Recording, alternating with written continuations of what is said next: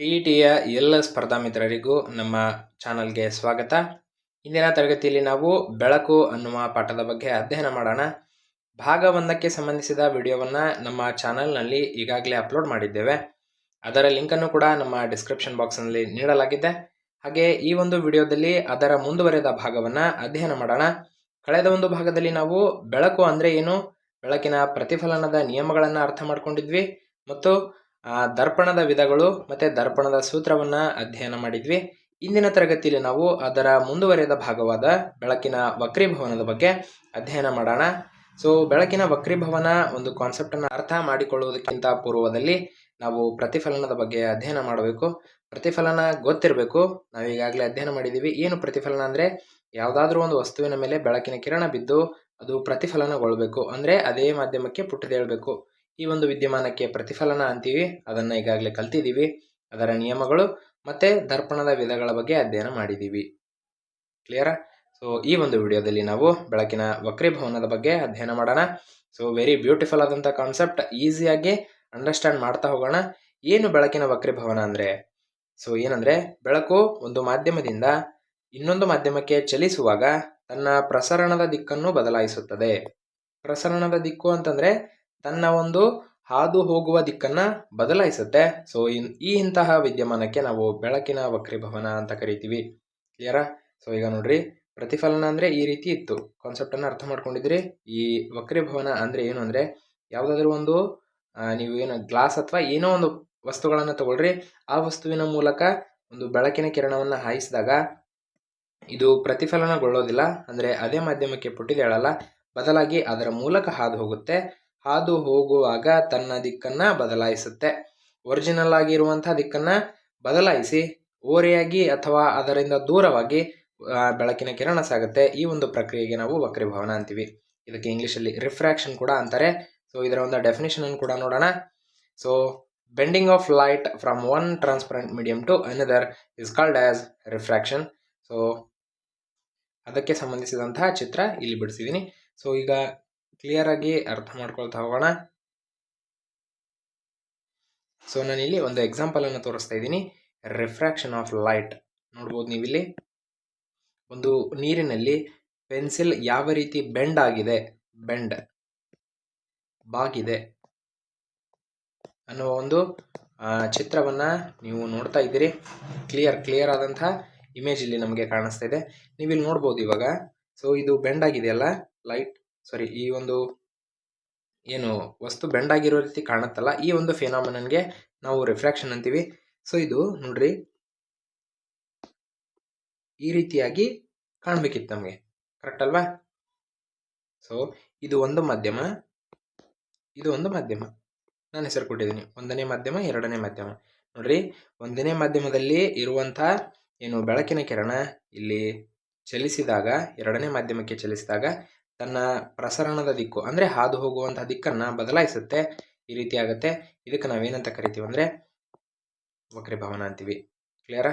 ಈ ರೀತಿ ಹೋಗೋ ಬದಲು ಈ ರೀತಿ ಏನಾಗ್ತಾ ಇದೆ, ಅದು ಬಾಗ್ತಾ ಇದೆ. ಕ್ಲಿಯರಾ? ಸೊ ಈಗ ಕ್ಲಿಯರ್ ಆಗಿ ಇನ್ನೊಂದು ಪಿಕ್ಚರನ್ನು ತೋರಿಸ್ತೀನಿ ನಿಮಗೆ, ಅಂದರೆ ಕಂಪ್ಲೀಟ್ ಆಗಿ ಅರ್ಥ ಆಗುತ್ತೆ. ನೋಡ್ಬೋದು ಇಲ್ಲಿ. ಸೊ ಇದೊಂದು ಬ್ಯೂಟಿಫುಲ್ ಆದಂತಹ ಕಾನ್ಸೆಪ್ಟ್. 10th ಪರೀಕ್ಷೆಯಲ್ಲಿ ಅಥವಾ ಆ ಒಂದು ಬುಕ್ಗಳಲ್ಲಿ ಈ ಒಂದು ಕಾನ್ಸೆಪ್ಟನ್ನು ಮೆನ್ಷನ್ ಮಾಡಿದ್ದಾರೆ. ಸೊ ಏನು ಅಂತಂದರೆ,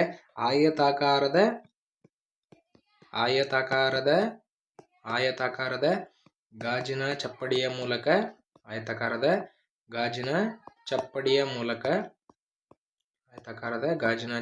ಮೂಲಕ ಬೆಳಕಿನ ವಕ್ರೀಭವನ ಅಂತ ಈ ಕಾನ್ಸೆಪ್ಟ್ ಇದೆ. ಅದರ ಮೂಲಕ ನಾವು ಕ್ಲಿಯರ್ ಆಗಿ ಅಂಡರ್ಸ್ಟ್ಯಾಂಡ್ ಮಾಡ್ಕೋಬಹುದು ಇಲ್ಲಿ ಯಾವ ರೀತಿ ಬೆಳಕು ಅಥವಾ ಬೆಳಕಿನ ಕಿರಣ ಬಾಗುತ್ತೆ ಅಂತ. ಸೊ 1 by 1 ಅರ್ಥ ಮಾಡ್ಕೊಳ್ತಾ ಹೋಗೋಣ. ಫಸ್ಟ್ ಒನ್ ನೋಡ್ರಿ, ಈಗ ಇನ್ಸಿಡೆಂಟ್ ರೇ ಅಂತ ಕರಿತೀವಿ, ಅಂದರೆ ಪತನ ಕಿರಣ. ಸೊ ಇಂಗ್ಲೀಷ್ ಮೀಡಿಯಂ ವಿದ್ಯಾರ್ಥಿಗಳು ಕೂಡ, ಅಂದರೆ ಅಭ್ಯರ್ಥಿಗಳು ಕೇಳ್ತಾ ಇದ್ರು, ಸ್ವಲ್ಪ ಇಂಗ್ಲೀಷಲ್ಲೂ ಕೂಡ ಎಕ್ಸ್ಪ್ಲೇನ್ ಮಾಡಿ, ಅಂದರೆ ಅಂಡರ್ಸ್ಟ್ಯಾಂಡಿಂಗ್ ಆಗುತ್ತೆ ಅಂತ. ಸೊ ಹೀಗಾಗಿ ಎರಡೂ ಕೂಡ ಮೀಡಿಯಮಲ್ಲಿ ಒಂದು ವಿಡಿಯೋವನ್ನು ಮಾಡುವಂಥ ಪ್ರಯತ್ನ ಮಾಡ್ತಾ ಇದ್ದೇವೆ. ಸೊ ಪತನ ಕಿರಣ ಅಂದರೆ ಬಂದು ಬೀಳುವಂಥ ಕಿರಣ. ಸೊ ನೋಡ್ರಿ, ಇಲ್ಲಿ ಬಂದು ಬೀಳ್ತಾ ಇದೆ, ಇದು ಪತನ ಕಿರಣ. ಕ್ಲಿಯರಾ? ಇಲ್ಲಿ ಬಂದು ಬಿತ್ತಲ್ಲ, ಇದಕ್ಕೆ ನಾವು ಪತನ ಬಿಂದು ಅಂತೀವಿ. ಪತನ ಬಿಂದು, ಇನ್ಸಿಡೆಂಟ್ ಪಾಯಿಂಟ್, ಪತನ ಬಿಂದು. ನೋಡ್ರಿ, ಅಲ್ಲಿ ಮೊದಲನೇ ಒಂದು ಭಾಗದಲ್ಲಿ ಪ್ರತಿಫಲನ ಕಲ್ತಿದ್ವಲ್ಲ, ಈ ರೀತಿ ಹೋಗ್ತಾ ಇತ್ತು, ಇದು ಪ್ರತಿಫಲನ. ನೋಡ್ರಿ, ಕರೆದಿದ್ದಾರೆ ಅವರು ರಿಫ್ಲೆಕ್ಟೆಡ್ ರೇ. ಓಕೆ, ಪಾರ್ಷಿಯಲ್ ರಿಫ್ಲೆಕ್ಷನ್, ಅರ್ಧ ಪ್ರತಿಫಲನ ಅಂತ ಕರಿತೀವಿ. ಸೊ ನೋಡ್ರಿ, ಈಗ ಏನಾಗುತ್ತೆ ಫಿನಾಮಿನನ್ ಅರ್ಥ ಮಾಡ್ಕೊಳ್ಳೋಣ. ಈ ಇನ್ಸಿಡೆಂಟ್ ರೇ ಏನಿದೆಯಲ್ಲ, ಈ ಇನ್ಸಿಡೆಂಟ್ ರೇ ಇದು ಈ ಒಂದು ಪಾಯಿಂಟಲ್ಲಿ ಬಿದ್ದಾದ್ಮೇಲೆ, ಈ ಒಂದು ಪಾಯಿಂಟ್ ಯಾವ ಸರ್ಫೇಸ್ ಮೇಲಿದೆ ಹೇಳ್ರಿ? ಒಂದು ಆಯತಾಕಾರದ ಒಂದು ಗಾಜು, ಆ ರೀತಿಯಾದಂಥ ಒಂದು ಆಕೃತಿ ಇದೆ. ಇದ್ರ ಮೇಲೆ ಲೈಟ್ ಬಿದ್ದರೆ, ಕಿರಣ ಬಿದ್ದರೆ, ಆ ಕಿರಣ ಈ ರೀತಿಯಾಗಿ ಬಾಗುತ್ತೆ, ಇಲ್ಲಿ ಈ ರೀತಿಯಾಗಿ ಬಾಗುತ್ತೆ. ಸೊ ಹಾಗಿದ್ರೆ ಇದು ಬಾಗದೇ ಇದ್ರೆ ಯಾವ ರೀತಿ ಹೋಗ್ತಾ ಇತ್ತು ಅಂದರೆ ಈ ರೀತಿ ಸಾಗಬೇಕಿತ್ತು. ಕರೆಕ್ಟ್ ಅಲ್ವಾ? ನೋಡ್ರಿ, ಈ ರೀತಿ ಸಾಗಬೇಕಿತ್ತು. ಡಾಟೆಡ್ ಲೈನಲ್ಲಿ ತೋರಿಸಿದ್ದೀನಿ, ಈ ರೀತಿ ಸಾಗಬೇಕಿತ್ತು. ಯಾಕೆ ಈ ರೀತಿ ಆಗ್ತಾ ಇದೆ, ಬಾಗ್ತಾ ಇದೆ? ನೋಡ್ರಿ, ಇದಕ್ಕೊಂದು ವೆರಿ ಇಂಪಾರ್ಟೆಂಟ್ ಆದಂತಹ ಕಾನ್ಸೆಪ್ಟ್ ಇದೆ. ಏನು ಅಂತಂದರೆ, ಸೊ ಇಲ್ಲಿ ನಾನಿಲ್ಲಿ ಪೂರ್ತಿ ಸರೌಂಡ್ ಇದೆಯಲ್ಲ, ಇದು ಮೊದಲನೇ ಮಾಧ್ಯಮ ಅಂತ ತಗೊತೀನಿ. ಮೊದಲನೇ ಮಾಧ್ಯಮ, ಇದು ಎರಡನೇ ಮಾಧ್ಯಮ, first medium and second medium. ಇಲ್ಲಿ ನೋಡ್ರಿ, ಈಗ ಸುತ್ತ ಇದು ಏನಿದೆ ಅಂದರೆ ಏರ್ ಇದೆ ಅಂತ ತಿಳ್ಕೊಳ್ರಿ. First medium is air, correct ಅಲ್ವಾ? Second medium is glass. ಈಗ ಡೆನ್ಸ್ ಮೀಡಿಯಂ ಯಾವುದು ಜಾಸ್ತಿ ಇರುತ್ತೆ ಹೇಳ್ಬಿಟ್ರಿ? ಡೆನ್ಸ್ ಮೀಡಿಯಂ ಅಂದರೆ ಸಾಂದ್ರ ಮಾಧ್ಯಮ ಯಾವುದು ಇದರಲ್ಲಿ? ಸಾಂದ್ರ ಮಾಧ್ಯಮ ಅಂದರೆ ಚಲಿಸೋದಕ್ಕೆ ಈಸಿ ಆಗಬಾರ್ದು. ಡೆನ್ಸ್ ಮೀಡಿಯಂ ಅಂದರೆ ಯಾವುದರಲ್ಲಿ ಈಸಿ ಆಗಲ್ಲ ನಮಗೆ? ಗ್ಲಾಸಲ್ಲಿ ಈಸಿ ಆಗಲ್ಲ. ಕ್ಲಿಯರ್ ಅಲ್ವಾ? ಹಾಗಿದ್ರೆ ಸೊ ಅದೇ ರೀತಿ ಕೂಡ ಬೆಳಕಿನ ಕಿರಣ ಕೂಡ ಇದ್ರ ಮೂಲಕ ಹಾದು ಹೋದರೆ, ಲೈಟ್ ರೇ ಇದ್ರ ಮೂಲಕ ಹಾದು ಹೋದರೆ ಹಿಂಡ್ರನ್ಸ್ ಆಗುತ್ತೆ. ಯಾಕಂದರೆ ಅದು more dense medium compare to air medium. Clear ಅಲ್ವಾ? ಗಾಳಿ ಮಾಧ್ಯಮಕ್ಕಿಂತ ಈ ಗಾಜು ಮಾಧ್ಯಮ ಹೆಚ್ಚು ಸಾಂದ್ರತೆಯನ್ನು ಹೊಂದಿದೆ. ಅದಕ್ಕೆ ನಾವು ಸಾಂದ್ರ ಮಾಧ್ಯಮ ಅಂತೀವಿ. ಸೊ ಹೀಗಾಗಿ ಅಲ್ಲಿ ಏನಾಗುತ್ತೆ ಅಂತಂದರೆ ಅದಕ್ಕೆ ಹಿಂಡ್ರನ್ಸ್ ಆಗುತ್ತೆ. ಸೊ ಹೀಗಾಗಿ ಆ ಒಂದು ಲೈಟ್ ತನ್ನ ಸ್ಪೀಡನ್ನು ಕಳ್ಕೊಂಡು, ಅಂದರೆ ಲೈಟ್ ರೇ ತನ್ನ ಸ್ಪೀಡನ್ನು ಕಳ್ಕೊಂಡು ಈ ರೀತಿ ಬಾಗುತ್ತೆ. ಸೊ ಈ ಕ್ವಶನನ್ನು ಕೇಳ್ತಾರೆ. ಸೊ ಈಗ ಒಂದು ಮಾಧ್ಯಮದಿಂದ, ಅಂದರೆ ಗಾಳಿ ಮಾಧ್ಯಮದಿಂದ ಗಾಜಿನ ಮಾಧ್ಯಮಕ್ಕೆ ಬೆಳಕಿನ ಕಿರಣವು ಚಲಿಸುವಾಗ ಯಾವ ಕಡೆಗೆ ಬಾಗುತ್ತದೆ ಅಂತ ಕ್ವಶನ್ ಕೇಳ್ತಾರೆ. ಸೊ ಯಾವ ಕಡೆ ಬಾಗುತ್ತೆ ಅಂದರೆ ಈ ಒಂದು ನೋಡ್ರಿ, ಈ ಪತನ ಬಿಂದುವಿನಲ್ಲಿ ನಾವು ಒಂದು ರೇಖೆಯನ್ನು ಎಳಿತೀವಿ. ಇದಕ್ಕೆ ನಾವು ಲಂಬ ಅಂತ ಕರಿತೀವಿ. ಹಾಗಿದ್ರೆ ನೋಡ್ರಿ, ಲಂಬದ ಕಡೆಗೆ ಜಾಸ್ತಿ ಬಾಗ್ತಾ ಇದೆ. ಸೊ ಇವಾಗ ಇಲ್ಲಿಗೆ ಬಂತೀಗ, ಕರೆಕ್ಟ್ ಅಲ್ವಾ? ಇದಕ್ಕೆ ನಾವು ರಿಫ್ರಾಕ್ಟೆಡ್ ರೇ ಅಂತ ಕರಿತೀವಿ. ಕ್ಲಿಯರ್? ಬಾಗಿದೆ ಅಲ್ವಾ? ಬಾಗಿರುವಂಥ ರೇಗೆ ರಿಫ್ರಾಕ್ಟೆಡ್ ರೇ ಅಂತೀವಿ. ಮುಂದೆ ಇದೇನಾಗುತ್ತೆ ಅಂದರೆ ಈ ಗಾಜನ್ನ ಬಿಟ್ಟು ಮತ್ತೆ ಮುಂದೆ ಹೋಗುತ್ತೆ. ಇದಕ್ಕೆ ನಾವು ನಿರ್ಗಮ ಕಿರಣ ಅಂತೀವಿ. ನಿರ್ಗಮ ಕಿರಣ ನೋಡ್ರಿ, ಪತನ ಕಿರಣ, ಈ ಒಂದು ಒಳಗಿರುವಂಥ ಕಿರಣಕ್ಕೆ ವಕ್ರಿಮ ಕಿರಣ ಅಥವಾ ವಕ್ರೀಭವನ ಕಿರಣ ಅಂತೀವಿ. ಪತನ ಕಿರಣ ಇದ್ದಿದ್ದು ವಕ್ರಿಮ ಕಿರಣ ಆಯಿತು, ವಕ್ರಿಮ ಕಿರಣ ಇದ್ದಿದ್ದು ನಿರ್ಗಮ ಕಿರಣ ಆಯಿತು. ಮತ್ತೆ ನೋಡ್ರಿ, ಇಲ್ಲಿ ಲಂಬ ಉಂಟಾಗುತ್ತೆ. ಈ ಲಂಬದಿಂದ ದೂರ ಹೋಗುತ್ತೆ. ಸೊ ಇವಾಗ ಕ್ವಶನ್ ಏನಂದರೆ, ಕ್ಲಿಯರ್ ಆಗಿ ನೋಡ್ರಿ, ಕ್ವಶನ್ ನೋಡ್ರಿ, ಅಧಿಕ ಸಾಂದ್ರ ಮಾಧ್ಯಮದಿಂದ ಕಡಿಮೆ ಸಾಂದ್ರ ಮಾಧ್ಯಮದ ಕಡೆಗೆ ಬೆಳಕಿನ ಕಿರಣವು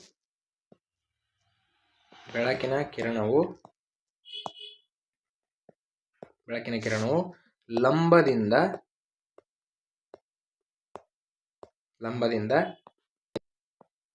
ಸಾಗುತ್ತದೆ. ನೋಡ್ರಿ, ಅಧಿಕ ಸಾಂದ್ರ ಮಾಧ್ಯಮ ಅಂದರೆ ಯಾವ್ದು ಹೇಳ್ರಿ ಇವಾಗ? ಸೊ ಇದು ಗಾಜು, ಕ್ಲಿಯರ್ ಅಲ್ವಾ? ಇದು ಅಧಿಕ ಸಾಂದ್ರ ಮಾಧ್ಯಮ. ಹಾಗಿದ್ರೆ ಕಡಿಮೆ ಸಾಂದ್ರ ಮಾಧ್ಯಮ ಅಂದರೆ ಈ ಏರ್ ಹೊರಗಿಂದು ಟೋಟಲ್. ಸೊ ಹಾಗಿದ್ರೆ ಅಧಿಕ ಸಾಂದ್ರ ಮಾಧ್ಯಮದಿಂದ ಕಡಿಮೆ ಸಾಂದ್ರ ಮಾಧ್ಯಮದ ಕಡೆಗೆ ಬೆಳಕು ಚಲಿಸುವಾಗ ಫ್ರೀ ಆಗಿ ಹೋದರೆ ಇದು ಲಂಬದಿಂದ ದೂರ ಹೋಗುತ್ತೆ. ಕ್ಲಿಯರ್ ಅಲ್ವಾ? ಲಂಬದಿಂದ ದೂರ ಸಾಗುತ್ತದೆ ಅಥವಾ ದೂರ ಸರಿಯುತ್ತದೆ. ಸೊ ಇದೇ ಇನ್ ಕೇಸ್ ಏನಾದ್ರೂ ಗಾಳಿಯಿಂದ ಗಾಜಿಗೆ ಬಂದರೆ ಲಂಬದ ಕಡೆಗೆ ಬಾಗುತ್ತೆ. ಈ ಒಂದು ಕಾನ್ಸೆಪ್ಟನ್ನು ಅರ್ಥ ಮಾಡ್ಕೋಬೇಕು. ವೆರಿ ಇಂಪಾರ್ಟೆಂಟ್ ಕಾನ್ಸೆಪ್ಟ್ ಇದು. ಸೊ ಇದನ್ನು ಅರ್ಥ ಮಾಡ್ಕೊಂಡಿದ್ದೆ ಆದರೆ ಈಸಿಯಾಗಿ ನೀವು ಈ ಬೆಳಕಿನ ವಕ್ರೀಭವನ ಅನ್ನುವಂಥ ಒಂದು ಕಾನ್ಸೆಪ್ಟನ್ನು ಅರ್ಥ ಮಾಡ್ಕೊಳ್ತೀರಿ. ಅರ್ಥ ಆಯ್ತಾ? ಸೊ ನೋಡ್ರಿ, ಇಲ್ಲಿ ಉಂಟಾಗಿದೆಯಲ್ಲ ಇದಕ್ಕೆ ನಾವು ಪತನ ಕೋನ ಅಂತೀವಿ. ಪತನ ಕೋನ. ಈ ಒಂದು ಒಳಗಿದೆಯಲ್ಲ, ಗಾಜಿನ ಒಳಗೆ ಉಂಟಾಗಿದೆಯಲ್ಲ ಈ ಕೋನಕ್ಕೆ ನಾವು ವಕ್ರಿಮ ಕೋನ ಅಂತೀವಿ. ವಕ್ರಿಮ ಕೋನ ಅಂತೀವಿ. ಇದರ ಒಂದು ಸಹಾಯದಿಂದ ನಾವು 2 ನಿಯಮಗಳನ್ನು ಕಲಿತೀವಿ. ಅದರಲ್ಲಿ ಮೊದಲನೇ ನಿಯಮವನ್ನು ಅಧ್ಯಯನ ಮಾಡೋಣ. ಸೊ ನೋಡ್ರಿ, ಮೊದಲನೇ ನಿಯಮವನ್ನು ಅಧ್ಯಯನ ಮಾಡೋಣ. ಪತನ ಕೋನದ ಸೈನು ಕಲ್ತಿದ್ದೀವಿ. ಪತನ ಕೋನ ಅಂದರೆ ಯಾವುದು? ಈ ಕೋನ ಪತನ ಕೋನ. ಪತನ ಕೋನದ ಸೈನು ಮತ್ತೆ ವಕ್ರಿಮ ಕೋನದ ಸೈನುಗಳ ಅನುಪಾತ ಸ್ಥಿರವಾಗಿರುತ್ತೆ. ಪ್ರತಿಫಲನದಲ್ಲೂ ಕೂಡ 2 ನಿಯಮಗಳನ್ನು ಕಲ್ತಿದ್ದೀವಿ. ಮೊದಲನೇ ನಿಯಮ ಅಲ್ಲಿ ಏನು ಹೇಳ್ತಾ ಇತ್ತು? ಪತನ ಕೋನ ಪ್ರತಿಫಲನ ಕೋನಕ್ಕೆ ಸಮ ಅಂತ ಹೇಳ್ತಾ ಇತ್ತು. ಬಟ್ ಇಲ್ಲಿ ಪತನ ಕೋನ ಮತ್ತೆ ವಕ್ರಿಮ ಕೋನಗಳ ಅಂದರೆ ಅವುಗಳ ಸೈನುಗಳ ಅನುಪಾತ ಸ್ಥಿರವಾಗಿರುತ್ತೆ. ಈ ಒಂದು ನಿಯಮಕ್ಕೆ ನಾವು ಸ್ನೆಲ್ನ ನಿಯಮ ಅಂತ ಕೂಡ ಕರಿತೀವಿ. ಇಂಗ್ಲಿಷಲ್ಲಿ ಹೇಳ್ತಾ ಇದ್ದಾರೆ ನೋಡ್ರಿ, when light passes from one medium to another it bends. Okay, ಇದಕ್ಕೆ ನಾವು ರಿಫ್ರಾಕ್ಷನ್ ಅಂತೀವಿ. The ratio of the sines of the angles of incident and refraction is constant ಅಂತ ಹೇಳ್ತಾ ಇದ್ದಾರೆ. ಸ್ಥಿರಾಂಕ ಆಗಿರುತ್ತೆ. ಇದು ಪತನ ಕೋನ, ಇದು ವಕ್ರಿಮ ಕೋನ. Okay, angle of incidence and angle of refraction is constant. ಅಂದರೆ sine I by sine R is equal to ಸ್ಥಿರಾಂಕ. ಈ ಸ್ಥಿರಾಂಕಕ್ಕೆ ನಾವು ಮ್ಯೂ ಅಂತ ಕರಿತೀವಿ. ಈ ರೀತಿ ಬರಿತೀವಿ. ಬಟ್ ನಾವು ಅದನ್ನು ರೂಢಿಯಾಗಿ ಎನ್ ಅಂತ ಕೂಡ ಬರಿತಾ ಇದೀವಿ. ಈ ರೀತಿ ಬರಿತೀವಿ. ಓಕೆನಾ? Sine I by sine r. ಇದು ನಮ್ಮ ಸ್ನೆಲ್ನ ನಿಯಮದ ಸೂತ್ರ. ಓಕೆನಾ? ನೆನ್ಪುಳಿಯತ್ತಾ? ಡನ್. ಓಕೆ, ಕ್ಲಿಯರ್ ಆಯ್ತಾ? ಸರಿ, ನೆಕ್ಸ್ಟ್ 2ನೇ ನಿಯಮ ಏನು ಹೇಳುತ್ತಂದ್ರೆ, ಪತನ ಕಿರಣ, ವಕ್ರೀಭವನ ಕಿರಣ ಮತ್ತೆ ಪತನ ಬಿಂದುವಿನಲ್ಲಿ ಎಳೆದಂತಹ ಲಂಬ ಎಲ್ಲವೂ ಕೂಡ ಒಂದೇ ಸಮತಲದಲ್ಲಿ ಇರುತ್ತೆ. ಅಂದರೆ ಇವು 3 ಯಾವ್ಯಾವುದು? ಒಂದು ನೆಕ್ಸ್ಟ್ ಇದು ಪತನ ಕೋನ ಮತ್ತೆ ಈ ಪತನ ಬಿಂದು. ಓಕೆ, ಇದು ನೆಕ್ಸ್ಟ್ ಲಂಬ. ಇವೆಲ್ಲವುಗಳು ಕೂಡ ಒಂದೇ ಸಮತಲದಲ್ಲಿ ಇರುತ್ತೆ. ಓಕೆ, ಇದು 2 ನಿಯಮಗಳು. ಅಂಡರ್ಸ್ಟ್ಯಾಂಡ್ ಆಯಿತು ಅಂತ ಅಂದ್ಕೊಂಡಿದ್ದೀನಿ. ಓಕೆ, ಸೊ ನೆಕ್ಸ್ಟ್ ಕಾನ್ಸೆಪ್ಟ್ ನೋಡ್ರಿ, ವಕ್ರೀಭವನ ಸೂಚ್ಯಂಕ. ಸೊ ನಾವಿಲ್ಲಿ ಏನು ಕಲ್ತಿದ್ದೀವಲ್ಲ, ಈ ಸ್ಥಿರಾಂಕ ಇದೆಯಲ್ಲ, ಇದಕ್ಕೆ ನಾವು ವಕ್ರೀಭವನ ಸೂಚ್ಯಂಕ ಅಂತೀವಿ. ಸ್ಥಿರಾಂಕ ಕಾನ್ಸ್ಟಂಟ್ ವಕ್ರೀಭವನ ಸೂಚ್ಯಂಕ ಅಂತೀವಿ, ಅಥವಾ ರಿಫ್ರಾಕ್ಟಿವ್ ಇಂಡೆಕ್ಸ್ ಅಂತ ಕೂಡ ಕರೀತಾರೆ. ಇದನ್ನು ಸೂಚಿಸುವಂಥ ಅಕ್ಷರ ಮ್ಯೂ ಅಥವಾ ಎನ್. ಈಗ ನಾವು ರೂಢಿಯಲ್ಲಿ ಬಳಸ್ತೀವಿ. ಓಕೆನಾ? ಸೊ ಹಾಗಿದ್ರೆ ಏನು ವಕ್ರೀಭವನ ಸೂಚ್ಯಂಕ ಅಂದರೆ, 2 ಮಾಧ್ಯಮಗಳಲ್ಲಿ ಬೆಳಕಿನ ಕಿರಣದ ದಿಕ್ಕು ಎಷ್ಟು ಪ್ರಮಾಣದಲ್ಲಿ ಬದಲಾವಣೆ ಆಗಿದೆ ಅನ್ನುವಂಥದ್ದನ್ನು ತಿಳಿಸುವುದೇ ವಕ್ರೀಭವನ ಸೂಚ್ಯಂಕ ಆಗಿದೆ. ಸೊ ಹಾಗಿದ್ರೆ ಎಷ್ಟು ಪ್ರಮಾಣದಲ್ಲಿ ಒಂದು ಮಾಧ್ಯಮದಿಂದ ಇನ್ನೊಂದು ಮಾಧ್ಯಮಕ್ಕೆ ಬೆಳಕಿನ ಕಿರಣ ಚಲಿಸುವಾಗ ಬಾಗಿದೆ ಅಥವಾ ಹೊರ ಹೋಗಿದೆ ಅನ್ನುವಂಥ ಕಾನ್ಸೆಪ್ಟನ್ನು ಅರ್ಥ ಮಾಡ್ಕೊಳ್ಳೋದೇ ವಕ್ರೀಭವನ ಸೂಚ್ಯಂಕ ಆಗಿದೆ. ಇನ್ನು ಅದಕ್ಕೆ ಇಂಗ್ಲೀಷಲ್ಲಿ ರಿಫ್ರಾಕ್ಟಿವ್ ಇಂಡೆಕ್ಸ್ ಅಂತ ಕರೀತಾರೆ. How much light bends in different medium is called as refractive index ಅಂತ ಕೂಡ ಕರಿತೀವಿ. ಓಕೆ, ಸರಿ, ಇದಕ್ಕೊಂದು ಸೂತ್ರ ಇದೆ. n is equal to c by v. c ಅಂದರೆ velocity of light in vacuum. ಅಂದರೆ ನಿರ್ವಾತದಲ್ಲಿ ಗಾಳಿಯ ವೇಗ upon velocity of light in different mediums. c ಅಂದರೆ velocity of light in vacuum and v is velocity of light in different medium. ಹಾಗಿದ್ರೆ c value ಎಷ್ಟು? Velocity of light in vacuum ಎಷ್ಟು? Vacuum ಅಂದರೆ ಏನು? ನಿರ್ವಾತ, ಅಂದರೆ ಯಾವುದೇ ಗಾಳಿ ಇರೋದಿಲ್ಲ.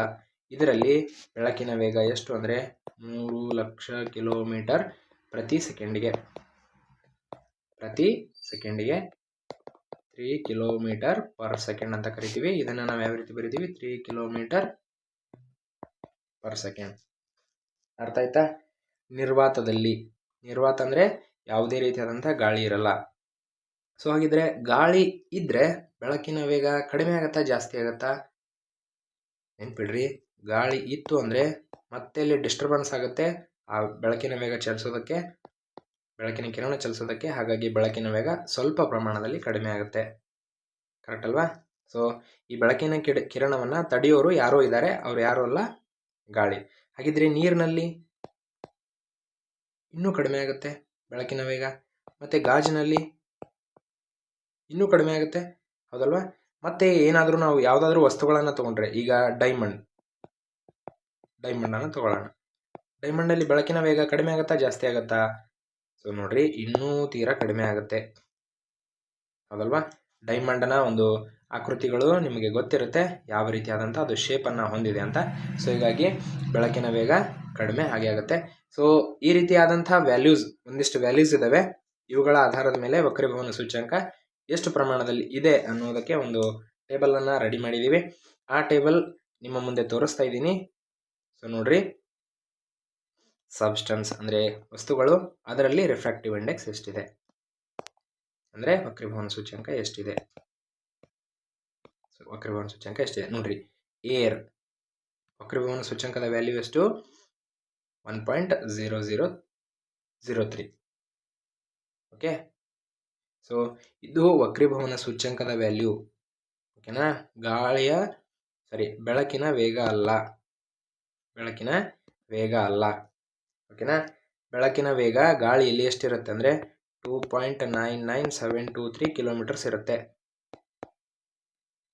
ಓಕೆ, ಲ್ಯಾಕ್ ಕಿಲೋಮೀಟರ್ ಇರುತ್ತೆ. ಓಕೆನಾ? ಓಕೆ, ಹಾಗಿದ್ರೆ ನೀರಿನಲ್ಲಿ ವಕ್ರೀಭವನ ಸೂಚ್ಯಂಕ ಎಷ್ಟು? 1.33. ಆಲ್ಕೋಹಾಲಲ್ಲಿ 1.36. ಕೆರೋಸಿನ್, ಸೀಮೆ ಎಣ್ಣೆ ಅಂತ ಕರಿತೀವಿ, 1.39. ಓಕೆ, ಬೆನ್ಝೀನಲ್ಲಿ 1.50. ಓಕೆ, ಸುಮ್ಮನೆ ಹಾಗೆ ಒಂದೀಗ ಪ್ರಾಬ್ಲಮನ್ನು ಮಾಡಿ ತೋರಿಸ್ತೀನಿ ನಿಮಗೆ.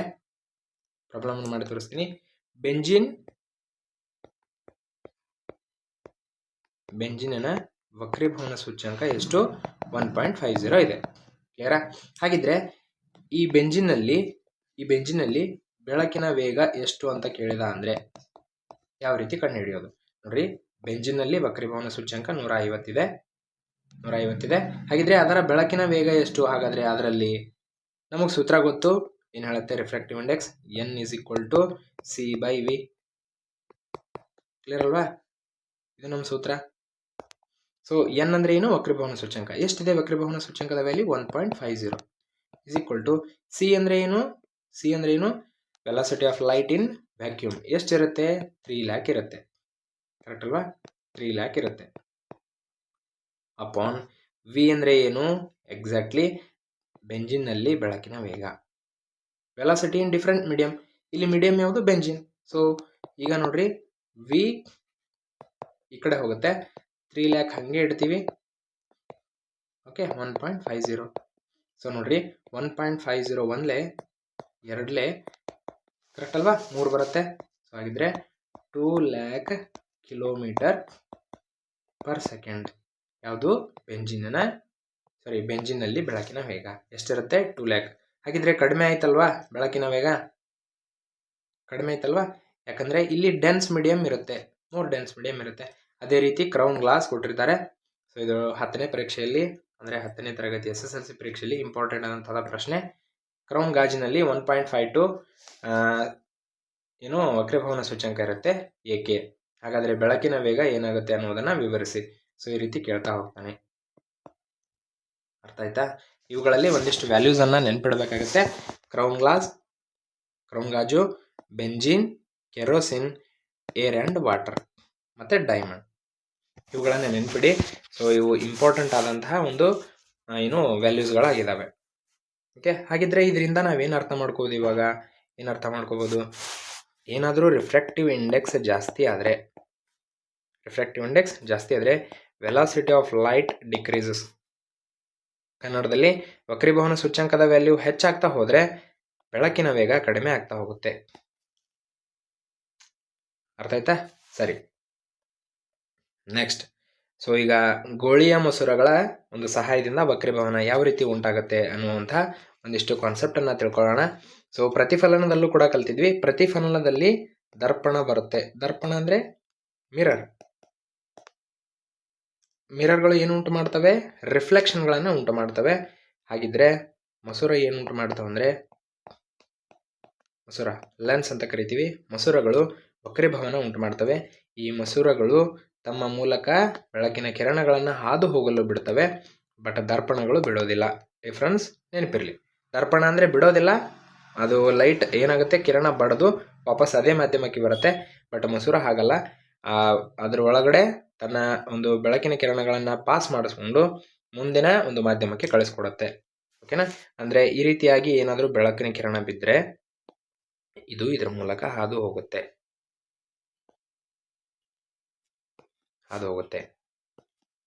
ಓಕೆನಾ?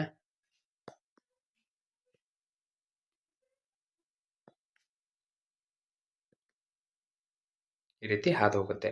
ಸೊ ಇದರಲ್ಲಿ ಪ್ರಮುಖವಾಗಿ 2 ರೀತಿಯಾದಂತಹ ಒಂದು ಏನೋ ಮಸೂರಗಳು ಬರ್ತವೆ.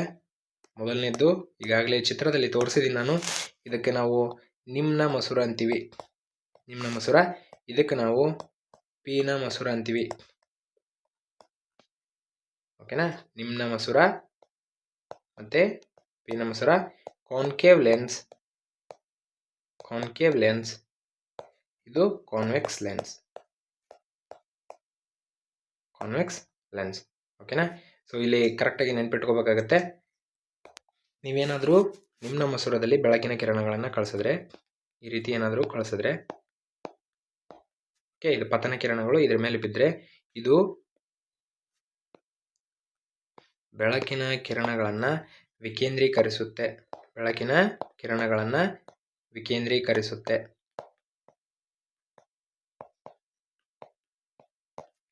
ಹಾಗಿದ್ರೆ ಏನಾದರೂ ನೀವು ಪೀನ ಮಸೂರದಲ್ಲಿ ಬೆಳಕಿನ ಕಿರಣಗಳನ್ನು ಪಾಸ್ ಮಾಡಿದ್ರೆ ಇದೇನು ಮಾಡುತ್ತೆ ಹೇಳ್ರಿ?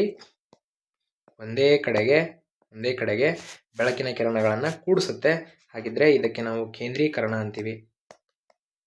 ಕೇಂದ್ರೀಕರಣ ನೆನ್ಪಿಟ್ಕೋಬೇಕು, ವೆರಿ ಇಂಪಾರ್ಟೆಂಟ್. ಬೆಳಕಿನ ಕಿರಣಗಳನ್ನು ವಿಕೇಂದ್ರೀಕರಿಸುವ ಮಸೂರ ಯಾವುದು? ನಿಮ್ನ ಮಸೂರ. ಬೆಳಕಿನ ಕಿರಣಗಳನ್ನು ಕೇಂದ್ರೀಕರಿಸುವಂಥ ಮಸೂರ ಯಾವುದು? ಪೀನ ಮಸೂರ. ಓಕೆನಾ? Converge, diverge. ಕನ್ವರ್ಜ್ ಅಂದರೆ ಸೇರಿಸೋದು, ಡೈವರ್ಜ್ ಅಂದರೆ ಬೇರ್ಪಡಿಸೋದು. ಓಕೆನಾ? ಇವೆರಡೂ ಕೂಡ ಡಿಫ್ರೆಂಟ್ ಆದಂತಹ ಒಂದು ಮಾಹಿತಿಗಳು, ಕಾನ್ಸೆಪ್ಟ್ಗಳು. ಕ್ಲಿಯರ್ ಆಗಿ ಅರ್ಥ ಮಾಡ್ಕೋಬೇಕಾಗತ್ತೆ. ಹಾಗಿದ್ರೆ ಪೀನ ಮಸೂರ ಜಾಸ್ತಿಯಾಗಿ ಯೂಸ್ ಮಾಡ್ತೀವಿ, ಯಾಕಂದರೆ ಇದು ಕೇಂದ್ರೀಕರಣ ಮಾಡುತ್ತೆ. ಕರೆಕ್ಟ್ ಅಲ್ವಾ? ಸೊ ನೆನ್ಪಿಡಿ. ಇದು ತದ್ವಿರುದ್ಧ, ಉಲ್ಟಾ, ಡಿಫ್ರೆಂಟ್ ಏನಾಗಿರುತ್ತೆ ಅಂದರೆ, ಎಲ್ಲಾಗಿರುತ್ತೆ ಅಂದರೆ ಪ್ರತಿಫಲನದಲ್ಲಾಗಿರುತ್ತೆ. ಅಂದರೆ ಅಲ್ಲಿ ನಿಮ್ನ ಮಸೂರ ಕೇಂದ್ರೀಕರಿಸುತ್ತೆ, ನಿಮ್ನ ದರ್ಪಣ ಕೇಂದ್ರೀಕರಿಸುತ್ತೆ, ಪೀನ ದರ್ಪಣ ವಿಕೇಂದ್ರೀಕರಿಸುತ್ತೆ. Okay, fine. ನೆಕ್ಸ್ಟ್, ಮಸೂರದ ಸೂತ್ರ ಮತ್ತು ವರ್ಧನೆ ನಾವೀಗಾಗಲೇ ಕಲ್ತಿದ್ವಿ. ದರ್ಪಣದ ಸೂತ್ರ, ಓಕೆನಾ? ಲೆನ್ಸ್ ಫಾರ್ಮುಲಾ, ಅಲ್ಲಿ ನಾವು ಮಿರರ್ ಫಾರ್ಮುಲಾ ಕಲ್ತಿದ್ವಿ, ಇಲ್ಲಿ ಲೆನ್ಸ್ ಫಾರ್ಮುಲಾ ಕಲಿತಿದ್ದೀವಿ. ಇನ್ನೊಮ್ಮೆ ರಿವಿಷನ್ ಮಾಡಿಬಿಡೋಣ. 1/v + 1/u = 1/f ಅನ್ನೋದು ಯಾವುದರ ಸೂತ್ರ ಹೇಳ್ರಿ? ಇದು ಮಿರರ್ ಸೂತ್ರ. ಸೊ ಹಾಗಿದ್ರೆ ಈ ಒಂದು ಲೆನ್ಸ್ನ ಫಾರ್ಮುಲಾ ಏನಂದರೆ 1/v - 1/u. ಒಂದೇ ಒಂದು ಡಿಫ್ರೆನ್ಸ್, ಪ್ಲಸ್ ಮತ್ತು ಮೈನಸ್ ಯಾವಾಗ ಬರುತ್ತೆ? ಮಸೂರದಲ್ಲಿದ್ದಾಗ. ಓಕೆ. ವರ್ಧನೆ ಅಂದರೆ ಏನು? ಮ್ಯಾಗ್ನಿಫಿಕೇಶನ್. ಆ ಒಂದು ಪ್ರತಿಬಿಂಬದ ಗಾತ್ರ ಎಷ್ಟಿರುತ್ತೆ ಅನ್ನುವಂಥದ್ದು ಇದರಲ್ಲಿ ತಿಳಿಸ್ಕೊಡ್ತೇವೆ. ವಿ ಅಂದರೆ ಏನು ಕಲ್ತಿದ್ದೀವಿ ಇವಾಗ, ಆಗಲೇ ಮೊದಲನೇ ವಿಡಿಯೋದಲ್ಲಿ ಕಲ್ತಿದ್ದೀವಿ. ಪ್ರತಿಬಿಂಬದ ದೂರ, ಡಿಸ್ಟೆನ್ಸ್ ಆಫ್ ಇಮೇಜ್. ಕರೆಕ್ಟ್ ಅಲ್ವಾ? ಇದು ವಸ್ತುವಿನ ದೂರ, distance of object. Okay. So m = v/u. ಅಲ್ಲಿ ಸೂತ್ರ ಏನಾಗಿತ್ತು ನೋಡ್ರಿ, ಮಿರರಲ್ಲಿ ಸೂತ್ರ ಏನಾಗಿತ್ತು? ವರ್ಧನಿದ್ದು ಏನಾಗಿತ್ತು? m = -v/u ಆಗಿತ್ತು. ಬಟ್ ಇದರಲ್ಲಿ ಪ್ಲಸ್ ಆಗಿದೆ. ಓಕೆ. h' ಅಂದರೆ ಪ್ರತಿಬಿಂಬದ ಎತ್ತರ, h ಅಂದರೆ ವಸ್ತುವಿನ ಎತ್ತರ. ಸೊ ಇದರ ಒಂದು ಸೂತ್ರ h'/h = v/u. ಇವೆರಡು ಸೂತ್ರಗಳನ್ನು ನೆನ್ಪಿಟ್ಕೋಬೇಕು. Okay fine. So next very important ಇನ್ನೊಂದು ಕಾನ್ಸೆಪ್ಟನ್ನು ನೋಡೋಣ. ಮಸೂರದ ಸಾಮರ್ಥ್ಯ ಪವರ್ ಆಫ್ ಲೆನ್ಸ್. ಸೊ ಏನು ಪವರ್ ಆಫ್ ಲೆನ್ಸ್ ಅಂದರೆ ಸಂಗಮ ದೂರದ ವಿಲೋಮ ಅನುಪಾತಕ್ಕೆ ನಾವು ಮಸೂರದ ಸಾಮರ್ಥ್ಯ ಅಂತೀವಿ. ಓಕೆನಾ. Reciprocal of focal length is called as power of lens ಅಂತ ಕೂಡ ಕಲ್ತಿದ್ದೀವಿ. ಓಕೆನಾ. ಸೊ ಇದರ ಸೂತ್ರ ನೋಡ್ರಿ, P = 1/f ವಿಲೋಮ. ಓಕೆ. ಸೊ ಹಾಗಿದ್ರೆ ಇದರ SI ಏಕಮಾನ ಏನು? SI ಏಕಮಾನ ಕೇಳ್ತಿರ್ತಾರೆ ಕ್ವಶನ್ ಅನ್ನ, ಡಯಾಪ್ಟರ್. ಸೊ ಮಸೂರದ ಸಾಮರ್ಥ್ಯವನ್ನು ಎದರೊಳಗೆ ಅಳಿತೀವಿ?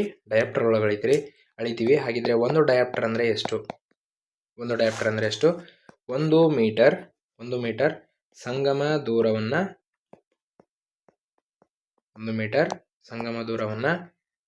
ಹೊಂದಿರುವ ಮಸೂರದ ಸಾಮರ್ಥ್ಯಕ್ಕೆ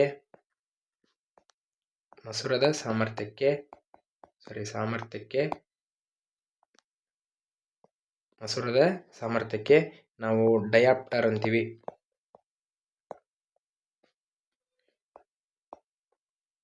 ಓಕೆನಾ. ಸೊ ಹಾಗಿದ್ರೆ ಇಲ್ಲಿ F ವ್ಯಾಲ್ಯೂ ಎಷ್ಟಾಯ್ತು? ಇವಾಗ 1 ಮೀಟರ್ ಆಯಿತು. ಸೊ ಈ ಫಾರ್ಮುಲಾದಲ್ಲಿ ಪುಟ್ ಮಾಡಿದ್ರೆ P = 1/1 ಮೀಟರ್. ಸೊ ಹಾಗಿದ್ರೆ ಏನಂತ ಕರಿತೀವಿ? P =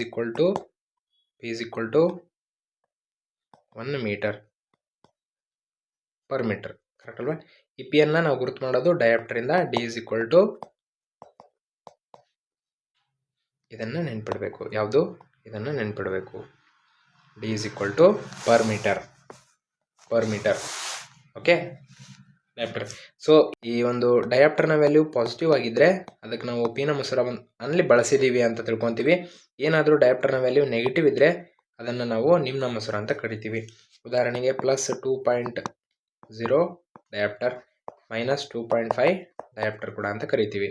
ಸೊ ಪ್ಲಸ್ ಇದ್ದರೆ P ನ ಮಸೂರ ಬಳಸಿರ್ತಾರೆ, -2.5 ಇದ್ದರೆ ನಿಮ್ನ ಮಸೂರ ಬಳಸಿರ್ತಾರೆ. ಓಕೆನಾ. ಸೊ ಈ ಒಂದು ಕಾನ್ಸೆಪ್ಟ್ ಭಾಗ 2ರಲ್ಲಿ ಡಿಸ್ಕಷನ್ ಮಾಡಿದ್ದೀವಿ. ಮುಂದಿನ ಒಂದು ಭಾಗದಲ್ಲಿ ನಾವು ಪ್ರಾಬ್ಲಮ್ಯಾಟಿಕ್ ಪಾರ್ಟನ್ನು ಸಾಲ್ವ್ ಮಾಡುವಂತಹ ಪ್ರಯತ್ನ ಮಾಡ್ತೀವಿ. ಓಕೆನಾ.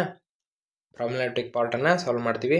ಸೊ ಯಾವ ರೀತಿಯಾದಂತಹ ಕ್ವಶನನ್ನು ಕೇಳ್ತಿರ್ತಾರೆ ಮತ್ತು ಈ ಒಂದು TET ಪರೀಕ್ಷೆಯಲ್ಲಿ ಯಾವ ಕ್ವಶನ್ಸ್ಗಳು ರಿಪೀಟ್ ಆಗಿದ್ದಾವೆ ಆ ಎಲ್ಲ ಕ್ವಶನ್ಸ್ಗಳನ್ನು ಸಾಲ್ವ್ ಮಾಡುವಂಥ ಪ್ರಯತ್ನ ಮಾಡ್ತೀವಿ.